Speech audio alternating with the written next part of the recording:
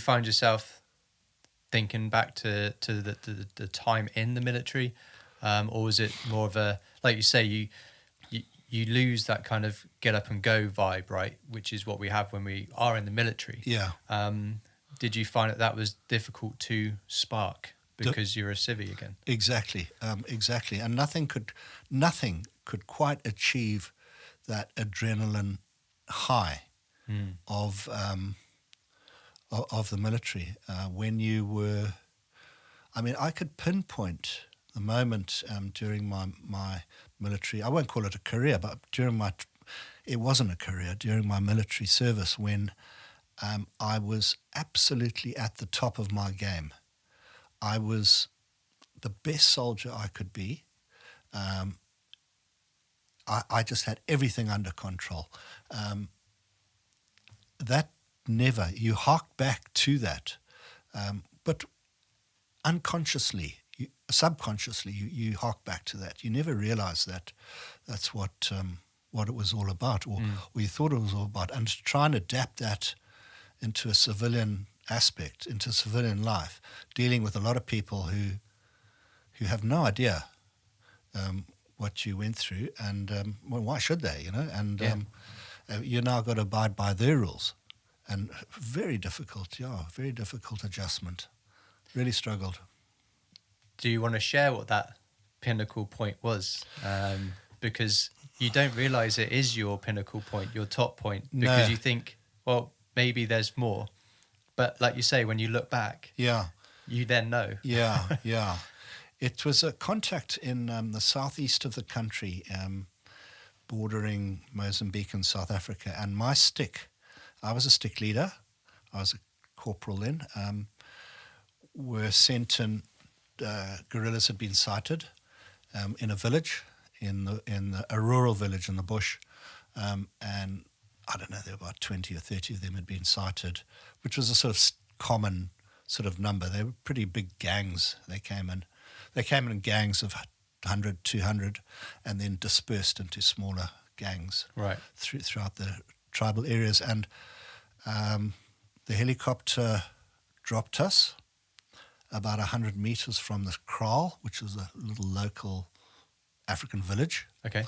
Rural, so rustic, thatch huts basically, with a few sort of crops of maize and sorghum and things like that. And my stick, I remember clearly, there was a South African guy called Tom Argyle, who was ex-South Africa police. There was an Irishman called McWilliams, who was my MAG gunner, machine gunner. And then there was a Scotsman called Nicholson. He was a rifleman. So I was the only Rhodesian, as it was, in the stick. And I had this very sort of disparate group of people, but we were pretty tight unit.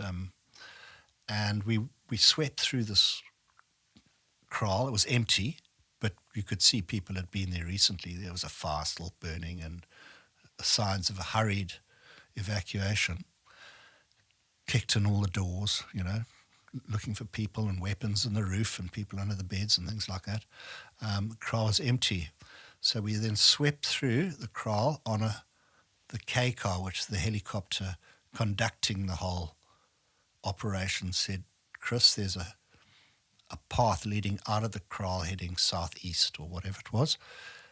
Get on that path and sweep southeast down towards a river. Give me a shout when you get there. Because he had now worked out, the major driving the whole operation from the helicopter 800 feet up with the 20mm cannon, that was where they were going to run to. Right. And so I put two men, me and Nicholson on one side of the path, and Tom Argyle and McWilliams on the other side. And we swept down, and we hadn't gone maybe 20 meters when I saw a bundle under a bush. And straight away you can see that it's, you know, you get taught it's not natural to the environment. Mm-hmm. It's a shape, shine, shadow, silhouette, or you probably learnt these kind of things in the British Army. And we had a thing, you just shoot immediately. If in doubt, shoot. So I shot couple of rounds, double tap, and it was a guerrilla.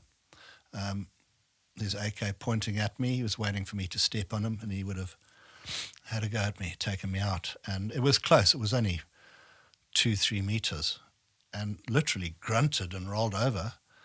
AK fell out, and at that same time, the bulk of the guerrillas of the enemy were up on my left, where Tom Argyle and McWilliams were sweeping to, and they opened fire on those two, assuming that they had been compromised. And fortunately, McWilliams, who was the machine gunner, fearless, mad Paddy. Yeah. Oh, geez. He didn't even take cover. He just opened up with a machine gun on his hip and just let them have a 100-round belt. And now Nicholas and I, we didn't know what was going on because we were always spaced about 20, 30 meters apart. So it's big spacing. Yeah. It minimizes you being shot or two of you being shot at the same time. And they had opened up and they got a couple. They killed a couple there, but then the guerrillas bombshelled from there down to the river and gone. And gone. Yeah, gone. I was then called back 2 days later to join a Selous Scout call sign on a follow-up that picked up tracks, and we tracked them. They wanted me to show them where it had all gone down. So I spent several days and nights with the Selous Scouts tracking these guys. But the tactics were to bombshell in ones or twos, and then bombshell and then hook up at a pre-registered RV sort of a week later or whatever. Yeah. That was the tactics, yeah. It would be interesting. I'm guessing there's probably people listening that don't know too much about the Selous Scouts. Would you be able to just briefly explain what that group were? Yeah, they were a regiment, highly controversial,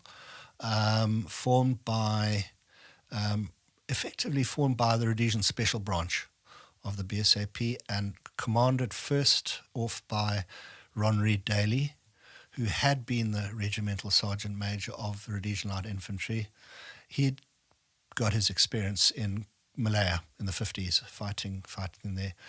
He commanded the regiment, which ultimately grew to 2,000 people.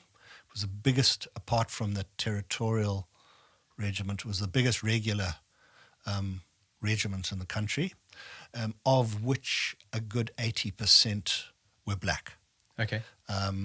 Many of them were either had come from the ranks of the black regiments, like the Rhodesian African Rifles, or from the police, or from the police support unit, which is a military unit. But a lot of them were turned guerrillas. We call them TTs, turned terrorists. Right. And they had been turned by Special Branch. Basically, guerrillas who'd been captured and were given a choice. They were treated well. They weren't treated. There was never torture involved, anything like that. And they were converted to Selous Scouts. They're basically told, if you don't, you'll face the noose.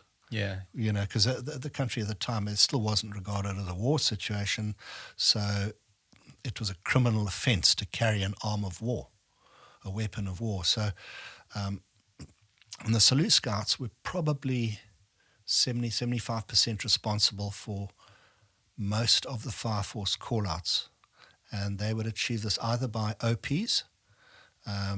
They could infiltrate a rural area because they were mainly black. They understood the whole culture of the area. They could get in there and lie up there for a month on an OP, and none of the locals would know they were there. Right.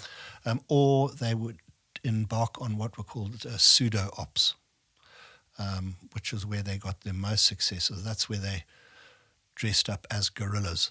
Okay. And then went into an area as a guerrilla gang, pseudo, and then made contact with other guerrilla gang, genuine guerrilla gangs in the area. Highly risky business, but they were very successful in that.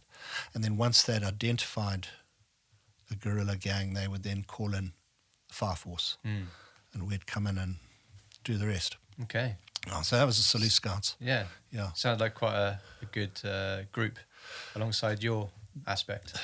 Yeah, I mean, the three elements of a successful fire force were, one, the Selous Scouts, not always, sometimes territorials, identifying the guerrillas, and then the fire force itself, the ground troops, RAR or RLI, and then the Air Force. Mm.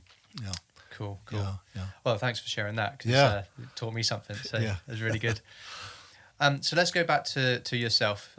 You'd been out for a little while. You'd gone, like you say, from, I suppose, little job to little job. How do the next few years look for Chris? Not too bad. I'd got married when I was very young. Typical army military marriage. I got married when I was 20. Okay. I was still in the army. Had our first child when I was 21. So, although I had very much wanted to go to university, I've been accepted by a couple of universities in England. Getting married and that whole thing put paid to that. So I blew that opportunity. And when I got this job with Shell Chemicals, that brought an element of stability to my life. But when I look at it, it was only 4 or 5 years after the war had ended. It was still very raw. And by that stage, I'd started drinking heavily. Every lunchtime off to the pub, and stay there sometimes all afternoon. It became pretty bad news. I didn't ever believe I had a problem. One never does. There was also kind of minor drugs involved at the time. Nothing too heavy, but again, substance abuse. And that I was with that company for about 8 or 9 years. I left under unhappy circumstances, if I'm honest with myself, because of my drinking. And that took us into the sort of early 1990s. And Rhodesia, now Zimbabwe obviously, was actually starting to not flourish, but it was okay. It was doing all right. The infrastructure was still there. He compared Rhodesia, Zimbabwe, to the neighbouring countries like Mozambique, which was going through a civil war at the time, or Zambia. Those were the classic third world basket cases, right? Absolute poverty. And Rhodesia wasn't doing too badly. There was still a large white farmer contingent, basically keeping the economy afloat. Rhodesia was a net exporter of food. The country was doing all right. In the mid-90s, something happened that changed all that and turned Mugabe into what ultimately he became, was that the white farmers and the white population, who was still there in some numbers, I say some numbers, probably 250,000, a pittance really, but in terms of a percentage of the population, it was sort of significant. But the whites started to get involved in politics, supporting the opposition party. Zimbabwe was supposedly a democracy. Lip service, a lot of that, but and the whites started getting involved in policy and basically got all kind of confrontational. And Mugabe thought, well, that's it. I'm sent in his North Korean trained 5th Brigade people, they were called, brutal people. They had already taken out the minority tribe, the Matabele, in what was called the Gukurahundi genocide of the early 80s. It's now officially regarded as a genocide, although 30,000, 40,000 people were slaughtered. And Mugabe then turned his attention to the white farmers and sent these people in, and within 5 years, there basically wasn't a white farmer left on the land. The country imploded. There was no food. International sanctions were now being applied by UK states. Inflation reached thousands percentage points. I mean, really, and the economy collapsed. Before that happened in the early 2000s, and before that happened, I'd decided that there was no future in the country and I would be moving to South Africa. Okay. Yeah. What year was that? 96. 96. Yeah. South Africa had just gone through its own growing pains, been a massive border war, as they called it, essentially a civil war in South Africa, not just between black and white, between black and black, and and white and white. It was awful. There were hundreds of different factions. The South African National Congress, Mandela's crowd, were the dominant ones, and they won the first democratic elections, and they came to power in 94. Yeah, so it was just after that, and I could see the writing was on the wall with Zimbabwe. I'd always wanted to come to the UK. Right, okay. I had a British passport and a Rhodesian passport and a South African passport, fun enough. But my wife, her family were all still in Zimbabwe, and she just refused. Yeah. Yeah. So where did you move to in South Africa? So I then moved to Johannesburg in South Africa, and I was there for 20 years. Wow. Yeah, right. Almost, yeah. So that would take us to... When I moved to the UK in 2015. Wow, yeah. Okay. Yeah. And so what did you do for those 20 years in South Africa? Was that lots of different jobs? Or Yes. Yeah. You name it, I've done it. Yeah. In 1988, 8 years after our little war, I wrote a book called Fire Force. I don't know why I wrote it. I just knew that I had to somehow commit to paper some of the more memorable events and contacts that took place in our war. I didn't set out to write a book. I just felt I needed to record some of these things. I don't know why. I just had a compulsion that, I don't know, maybe respect for my dead comrades or dead enemy or whatever.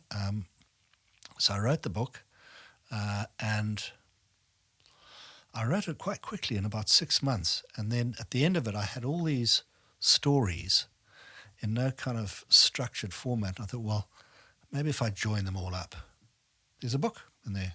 So I did that. And then I thought, now what? Do I try and publish it or get it published?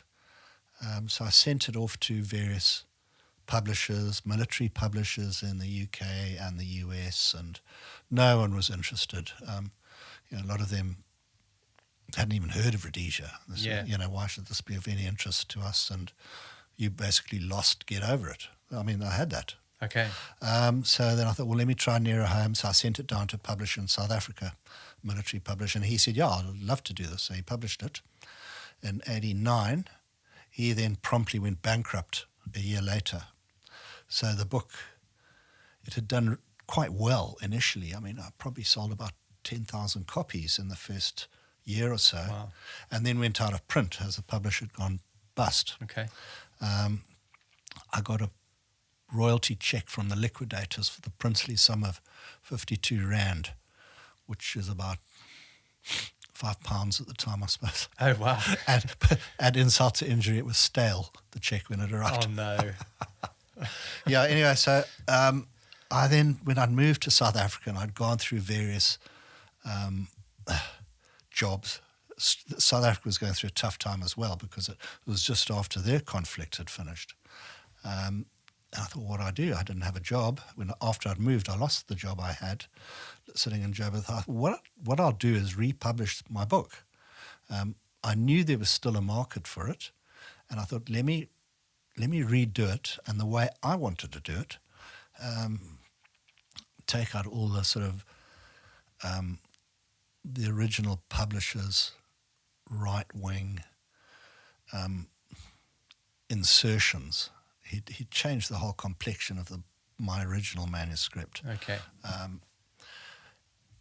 So I put everything back in that, and I'd eventually thought, well, I've rewritten it on an old typewriter. Yeah. Yep. No, I think we might have had computers then in the 90s. Yeah. I certainly wrote the thing on a portable little two-finger typewriter. For anybody too young for knowing what that is. It's typewriter, yeah. Yeah, some people probably don't know what that is. Like my sister probably doesn't remember what a typewriter is, but of course. Chunk of metal, right? Yeah, with keys on like a bank. Yeah. And what was it, like a spool that the ribbon, paper went round? And a ribbon, yeah. So you always had black ink all over your fingers from the ribbon. And I vaguely remember it because my mum had one. But when you made a mistake, did you put something in front of it and you had to type the... Tipex. Tipex? Oh, you just Tipexed it? Well, yeah, you had these little paper Tipex. Yeah.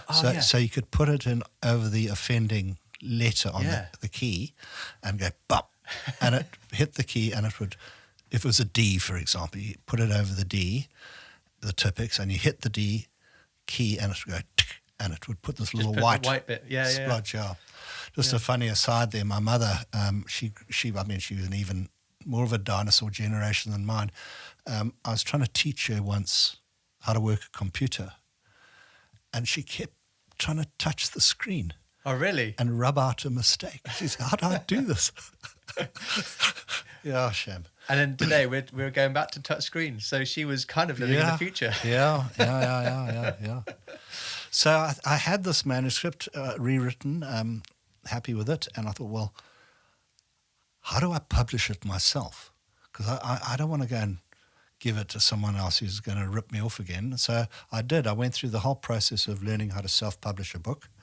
The whole process of editing and typesetting and design and layout and printing, that whole setup, and started getting some nice orders from bookshops. And suddenly I found I had not a business, but the hint of a business. By that stage, I was being approached by South African military people and ex-Rhodesian military people to publish their memoirs. Right. Yeah. Okay. Because there was no one doing that kind of thing because of the sensitivity of the sort of post-apartheid era, and anyone who was involved in the military was automatically seen as right-wing. Mm-hmm. Okay. Anti-black, which was not the case. But so I received a few manuscripts from the head of the South African Mirage Squadron, which had seen action in Angola, dogfights against Cuban MiGs. Wow. So I published those, and I thought, well, I've got a business here, and it grew. And so I've been doing publishing allied stuff ever since then. Yeah. And then if people do want to get that book and read what you published way back then, is it still available now? It is, but I mean, you'll spend a fortune buying it. I mean, some places, the original edition sometimes goes for £1,000. Wow. Yeah, no, it's crazy. And it's called Fire Force. Fire Force, yeah. It was 2 words, Fire Force. Okay. And the new edition that I published recently through a little company my wife and I are now doing, a little publisher called Lime Tree Press. I've called it, no, sorry, it was 1 word, Fire Force. Okay. And I've now changed it to the original, what it should be, 2 words, Fire Force. Right. Yeah. And that's what's happening now. That's what the book's called, yeah. Nice, yeah. nice. Yeah. Well, Lime Press, you mentioned. Lime Tree. Lime Tree? Yeah. Lime Tree. Yeah. Not Lime Press, it's Lime Tree. Lime Tree Press, yeah. Lime Tree Press, there we go. .com. .com. If I can have a plug. yeah, you might as well, right? Yeah. That's really cool. So you're doing that, you're gaining traction, you're probably enjoying it, right? You're probably enjoying writing all these memoirs and helping these groups of people get their stories out there. I did enjoy it, yes. I'd gone through my own personal kind of horrendous journey, and that's one of the reasons I left Zimbabwe was too many people knew me. Right. Okay. creditors. No, I mean, no, not quite like that. But I joined Alcoholics Anonymous in '95. I mean, it got pretty bad up until then. My life had fallen apart. I'd lost my house. I was bankrupted in Zimbabwe, and went into AA in '95, and that managed to turn my life around in some respects, in every respect, if I'm honest. And then I moved to South Africa, joined a AA group in Johannesburg, and I haven't been for a long time, but AA was just a wonderful organisation. I did lots of silly things. I would try to take my own life, OD'd on pills and all sorts of things. Is that from from what the drink did to you, or was that from I don't know if you had did you suffer with PTSD? Yeah, Okay. very much so. But this is the sort of question I've always had for myself is, was I an alcoholic anyway before I joined the army, or did I become an alcoholic from joining the army? And the things I think I'd always had this sort of personality of excessive personality anyway, and I just happened to find alcohol. Okay. Yeah, and drugs, but mainly alcohol, and that I used to deal with the PTSD. The way I found that the PTSD, I mean, PTSD doesn't affect everybody. Some people never get it. Mm-hmm. And I just look at these people and I think, I was envious, that how they can go through like that. But I find that there's several phases of PTSD. There's the sort of immediate phase of the first few months and even years after your service. And it's during that time that a lot of people, a lot of veterans actually commit suicide. Mm-hmm. Lots. Yeah. I mean, I know in British Army, the US Army, ours was no different. I mentioned my friend, or die under very violent circumstances. Malcolm Nicholson, I mentioned him earlier, he died. Alcohol driven, a lot of motor car accidents, drunk people, and of course suicide. So there's that first phase of the first few months and years afterwards. Then it kind of tends to settle down, but it never goes away, never. And it's during the first few months and years that the classic stuff where a motorbike backfires, Yeah. and you dive under the nearest car on the side of the pavement. Yeah. I mean, how many vets go through that sort of thing? There's that's immediate, but it never leaves you. And I think there's a lot of counselling will help deal with it, but it's something that lives with you forever. And I find, certainly, and they do say that it really affects you, the bulk, the majority of that PTSD will hit you 25 to 30 years after the event. And PTSD, as you know, it's not only for military people, it's anyone who's gone through any trauma. Yeah. So up to 30 years. And 30 years after our war was for me, was about 2010. And so it really hit me then. And that's when the nightmares were coming back, that sort of thing. And again, I contemplated taking my own life. And the nightmares still continue. I had a fairly significant trauma counselling course about 4 or 5 years ago after I moved to England. I couldn't get any help here because I wasn't in the British military. No one would look at me, so I was fortunate enough to get hold of a South African trauma counsellor who did it all through Skype for me. And then, I had a fantastic few sessions with him. He helped a lot. Yeah, but it's always there. It's always there. So on that, you mentioned getting nightmares. Yeah. And some people, I mentioned in my episode 1, 14 years actually after the incident, and it was actual flashback during the day. Yeah. I mean, I'd had nightmares, but luckily nothing too terrible, depending on what level you look at it, I suppose. But you had those nightmares. Did you keep them to yourself, or did you raise your hand pretty quick and say, look, I need some help? Because for me, I was so scared. I'm going to swear now. I was fucking scared. Yeah. It's so scary when you have a flashback or a nightmare or something like that. I needed help and I was living on my own. So for you, did you just keep it in, or did you put your hand up?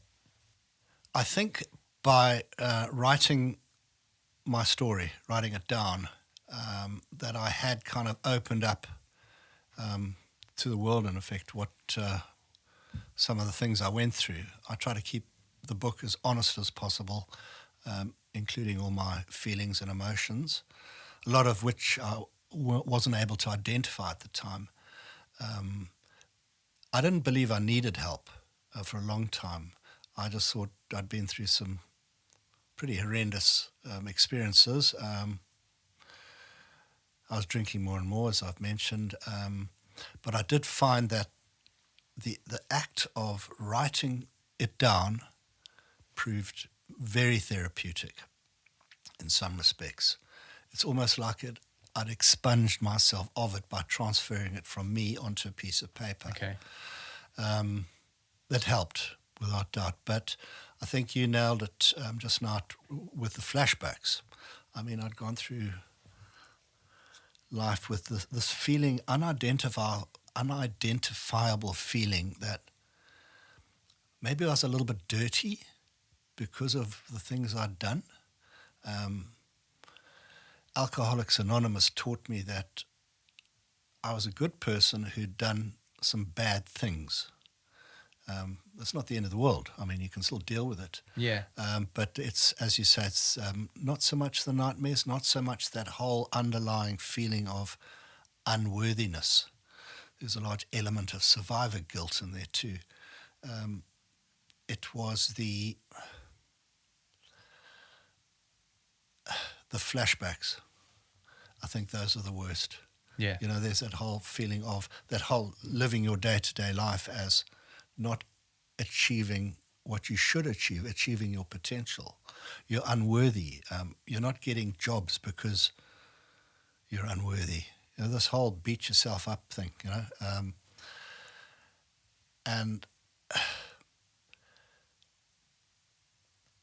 But I got through it, I think. And then, like you say, then from nowhere, a flashback will come. And it's funny what triggers them, those little flashbacks. I have one that still affects me. I'm slowly starting to be able to put it in its box. You know, it's still part of me, but it's not who I am. I don't let it define me. But I can't wish it away. It happened. And I've got my wife and I adopted 2 black kids in South Africa when we were there. And we brought them over to England. We got both of them when they were 3 months old. So, you know, tiny babies. And there was one particular incident when I was in the army of we were in a village in a kraal, and the Air Force had gone in. The guerrillas were obviously in the kraal. It was a massive kraal. I mean, probably about it covered several acres, stretched over several hundred meters. It was a substantial kraal, and the guerrillas had obviously been well ensconced there for a long time. Big guerrilla group, 40, 50 people, enemy. And the Air Force we were there as Fire Force, but the Air Force had gone in with the bombers, the Canberras and the hunters, Hawker hunters, and had bombed this village. We were then sent in to sweep through the area. This is as the 5-4 sticks in this massive sweep line. All our sticks are joined up. And I was carrying the MAG at the time, so when we got to the village, it were just bodies everywhere. Guerrillas, civilians, women, children. And we were instructed to consolidate, put all the bodies together in the middle of the village in a big pile. But because I was a machine gunner, I was exempt from doing that duty. I was there to provide protection on the side of a hut where all my mates went through and did the job, dragging all the bodies into one place. And I was sitting by this hut, and I look down on this today like it was just an out-of-body experience. I mean, sometimes I think, is this my imagination, or did this really happen, you know? And there were the bodies of two little babies, black babies, lying several feet away from me, dead. And I thought, they were little. I mean, I don't know, they were maybe 18 months, I don't know. And I thought, I can't just let them lie there, you know. Where's their mother? She was dead. So I put my gun aside and I went and grabbed these little infants. And I didn't know how to carry them. So I picked each one up by its leg. And I said, I'm going to carry you to join your mother. And I carried these, one in each arm, you know, with my MAG slung over my back. And I just tossed them onto this pile of bodies. It was horrible. I mean, they're probably 4 or 5 feet high, these bodies. And that, you know, we adopted our kids. Every time when they were small, my kids, and I saw their little legs, they just flashback, absolutely clobbered me, you know. It absolutely hammered me. And I have to live with that. I still do, but I think I'm getting the tools to be able to. I mean, it's 40 years now, for goodness sake. Yeah. It's still there. And it'll be there till I die. You know, I'll take this with me to my grave. So we, like a lot of militaries, we never had the tools. We were never given the tools when you come out of the army, out of the service, to decompress. You know, as you know, when you go into training, you're broken down to this number and then built up again in the image, and they make you a steely-eyed killer. Yeah.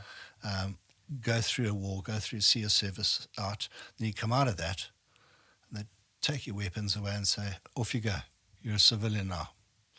There's never any mechanism or tools or anything to help you decompress and into a civilian environment. And it affected me. As I say, a lot of people didn't. And then, of course, there's the whole survivor guilt. And I look at certainly my situation, and 80% of my contemporaries are now dead. They've been dying steadily since, excluding the ones who were killed in the war, they've been dying steadily since the end of the war. A lot in their 50s and now 60s are dying, yeah. So I don't know what a lot of it's cancer. Whether it can be related back to all the napalm and white phosphorus and all those horrible things that we were subjected to, I don't know. But so there's that element of survivor guilt. I mean, I think that's one of the reasons why I try and live life as best I can, get up early, do exercise, blah, blah, blah, all that good stuff that I try and do, and probably most people out there. And I try and do it for the ones that didn't make it, for the ones that have committed suicide. You know, I've also had friends that have committed suicide from their time in the military. So I'm trying to do it for them, to show them, if they are looking down, that we can continue. And just going back to your PTSD, you wrote down stuff that seemed to help you, and then you've come to the UK and you've reached out to ask for help. I always say to people, if you get to the point of needing help, please reach out, because so many people have been in your position. So many people have experienced, not identical, that's not what I'm saying, but they've experienced something. Yeah. And there are people that can listen. There are people that can share what they've done day to day to get through it. What would you give advice-wise to people that might be in that position, that might be having new flashbacks? I'm not the right person to ask that, but I mean, from my own experience, definitely you have to talk about it. And you'd be surprised, well, you wouldn't be, but there are a lot of people who will identify with what you went through and how that's sort of impacted upon your life. I found Alcoholics Anonymous was a massive help. You look at your whole being, your whole personality, not just sort of your experiences. Everyone has different experiences, but absolutely, yeah. And the one thing I learned in Alcoholics Anonymous, that alcoholism is a disease of three facets.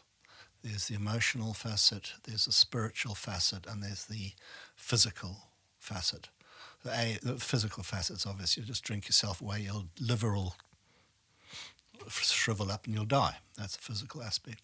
There's the emotional aspect. You become just a gibbering wreck.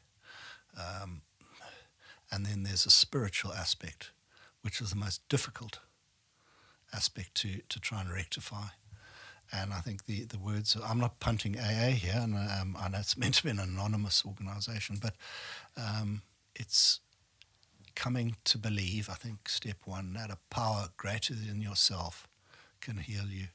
So it's accepting that there's something more than you. There's a power greater than you. So, yeah. AA was wonderful, but you'll never get rid of, as I say, those flashbacks. They'll always be there. You're absolutely right. Yeah. Stress. Stress, Life happens. Yeah. Situations happen. And like you say, something can trigger it. Yeah. It's just learning how to cope with those triggers. Exactly. And what's scary, though, is it'll trigger at the most inopportune moment when you have you're happy, things are good, and suddenly this just whacks you, Yeah. Yeah. So you moved back to the UK. Mm-hmm. Remind me the year, 2015. Yep. And we're recording this in 2021. Yep. How have you found these past 6 years? Moving country is difficult. I mean, I left Zimbabwe, I went to South Africa, and I went from South Africa to England. And they always say that changing countries takes a good 3 to 4 years to settle down. I thought, nah, man, I mean, I speak English, I understand British people, but it's taken several years to actually settle down and feel a little bit part of the community. But yeah, in the main, it's been good. It's been good. One of the reasons we left South Africa was the crime aspect. It's a very, very violent society. We know lots of people who've been hijacked, murdered, home invasions, rapes. We know people, and everyone knows somebody. And every week you're hearing of new cases of people being murdered, shot, hijacked. That was one of the reasons that you're living in I found we were living in a sort of state of semi-paralysis, a sort of state of, I wouldn't say fear, but there was always a fear there. Like an alert. You're always alert. Yeah. You stop at a traffic light and you think, well, you're looking around, is that car over there, a couple of guys going to jump out with AKs and blow me away. You've got that the whole time, the almost sort of paranoid fear, but it's not, because that's what happens.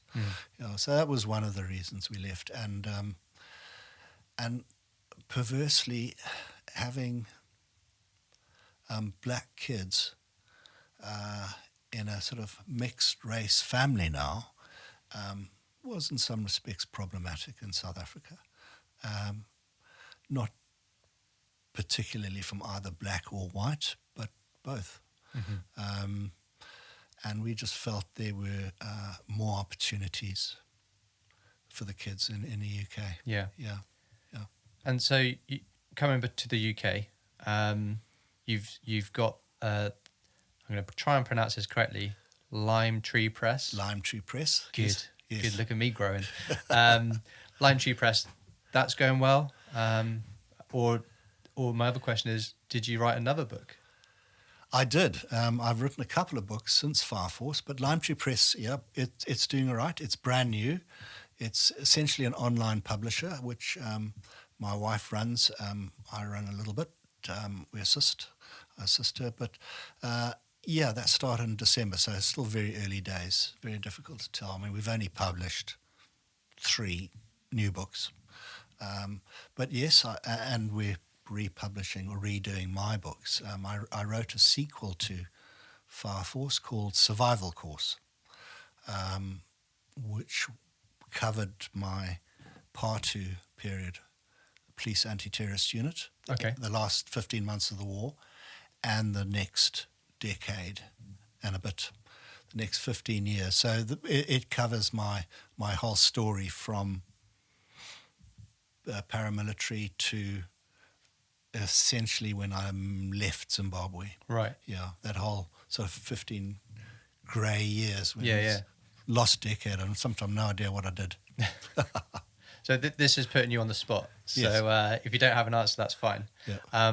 Maybe to entice people to purchase that book, is there anything you want to pull out, a story that you want to share, so that people might want to listen to and read the rest of the book? What, Survival Course? Yeah, your second book, yeah.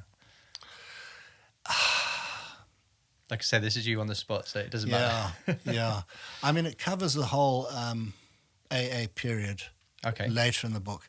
At the beginning of the book, it covers the sort of last 15 months of the war, which was particularly violent, almost gratuitous bloodshed on both sides. And there are things in there that I'm not proud of at all. I've written it down. This is what a good person can become. Okay. I wrote that down. And then the mess thereafter. I was arrested in 1981 by Mugabe's CIO, which was a Central Intelligence Organization, basically a secret police. I was living on a farm in the Zambezi Valley in the north of the country. I was working there. And I was arrested along with my father-in-law, and we got thrown in jail for 10 days, charged with possessing weapons of war. Now, a lot of people in those days had leftover stuff lying in their garage. Well, they didn't even know they had. I had an AKM bayonet, which it was in my fishing box. I used it as a fishing knife. And I had an old backpack that was tied together with Cortex. Okay. Like string. Yeah.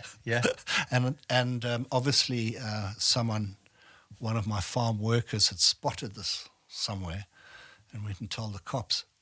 They arrested me. I said, come on, man. It's a fish. It's a knife. It's a bayonet. It's an old bayonet. No, it's a weapon of war. Wow. Yeah, so, I mean, I got thrown inside. Not nice being in a Zimbabwean jail. No. I can tell you that. I managed. I mean, I was young. I was only 22, but my father-in-law took a lot of strain. I think it was his dignity. You're barefoot. You're in a cell with nothing at all. Just a hole in the corner. No mattresses, nothing.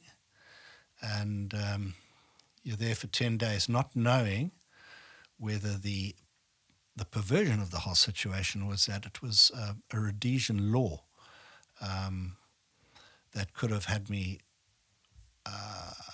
sentenced to 10 years under the Emergency Powers Act, which Mugabe just perpetuated, and I think it's still in place in Zimbabwe. So it's not knowing what's going to happen to you. You're going to be here, or you're going to be put away for 10 years under this Emergency Powers Act. And in any way, some very sympathetic CIA guy got hold of us and said, all you do is you go and plead guilty to the magistrate that, yes, you have got these weapons of war, and you'll probably get a fine. I can guarantee you won't be sentenced. So that's what we did. Got off. Africa's. They always say Africa's not for sissies, and it's not. Well, I think we've pretty much covered up to date your life. Is there anything that you had at the back of your mind that you wanted to say on the podcast and we've not had the opportunity to cover, or have we covered everything that you're happy to share? I think we've covered everything that we're happy to share. Yeah. I don't want to go into my Survival course, that book. I have got another book, by the way. Oh, yeah? Okay. Yeah, called Deslocado Redemption. Okay. It's a book of redemption, and it's a happy book. It's dark as well. I mean, right. It takes place in mid-90s Mozambique, just as that country's civil war is grinding to a halt.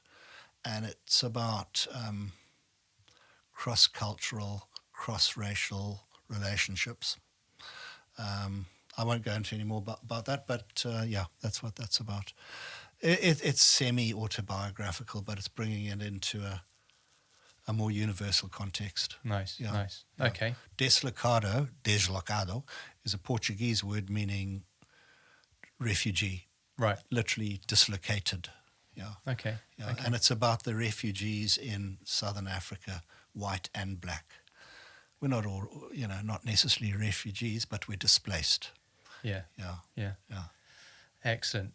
Well, Chris, thank you so much for sharing what you shared, and the experiences you've gone through as well. So thank you for that. And alongside that is giving up your time. You've given me some of your time today to go through this. So thank you for that. Well, thank you. Thank you for having me and schlepping all the way out here to come and speak to me. Thank you. That's no problem at all. And lastly, I do say this to everybody, thank you for your service. Oh, thank you. Does that feel strange having that? Very American, but thank you. Yeah. I appreciate that. I think it does its purpose. Yes, Yeah, thank you. Brilliant. This has been Military Veterans Podcast. Out.